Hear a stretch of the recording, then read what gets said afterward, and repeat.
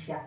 Dan yang didorong saat ini adalah bagaimana pertambangan nikel ini perlu ada penghentian pemberian izin pertambangan nikel di hutan primer, hutan dengan stok karbon tinggi, dan dengan kawasan yang bernilai konservasi tinggi, high conservation value gitu. Yang ini sebenarnya sudah ada di Undang-Undang Konservasi yang terbit tahun 2024 lalu, Undang-Undang 32 tahun 2024. Nah, isu yang kedua ini cukup mengkhawatirkan menurut kami. Karena kami melakukan review beberapa RT/RW, rencana tata ruang wilayah di beberapa daerah, khususnya di daerah-daerah pertambangan.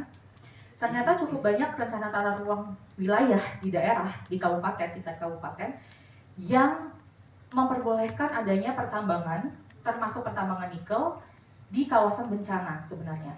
Even kawasan bencananya pun adalah kawasan-kawasan yang, jadi kalau di RT/RW itu kita melihat kawasan bencana tuh ada yang levelnya medium, low, risk, high risk gitu ya. Di dua daerah ini, Kabupaten Morowali dan Kabupaten Bangga itu dia di antara di medium high hingga high risk sebenarnya. Dan itu boleh dilakukan pertambangan karena dia masuk sebagai kawasan bencana dan dia masuk sebagai kawasan untuk pertambangan nikel salah satunya gitu. Dan ini cukup menjadi sorotan karena rawan bencananya di sini adalah rawan bencananya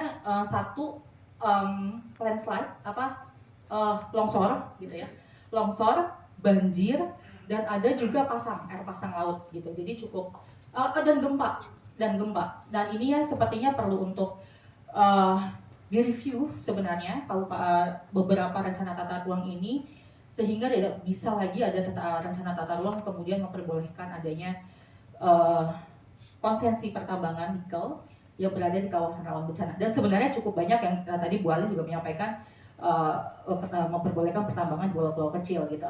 Bu Alin menyampaikan, saya menambahkan ternyata di kawasan rawan bencana juga makin banyak. Kemudian yang ketiga, dalam konteks pertambangannya, memang isu terbesarnya juga adalah pembuangan limbah pembuangan tailingnya ke laut dengan metode yang DSTP tadi ya, deep sea tailing. Memang regulasi Indonesia tidak secara khusus melarang deep sea tailing placement DSTP tersebut. Cuma kita sudah melihat bagaimana sebenarnya regulasi atau protokol internasional sebenarnya sudah mulai concern terhadap metode DSTP tadi karena cukup high risk sebenarnya. Saya ingat ada satu London Protocol sebenarnya yang cukup memberikan pembatasan terhadap DSTP, dan saya rasa kita perlu untuk mereview regulasi kita soal pembuangan limbah tadi.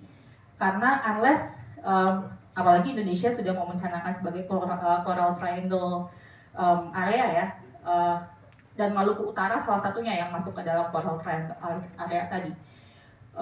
Tapi ternyata di Coral Triangle area tadi masih diperbolehkan DSTP dan ini cukup membawa risiko tinggi terhadap perlindungan biodiversity di sana gitu.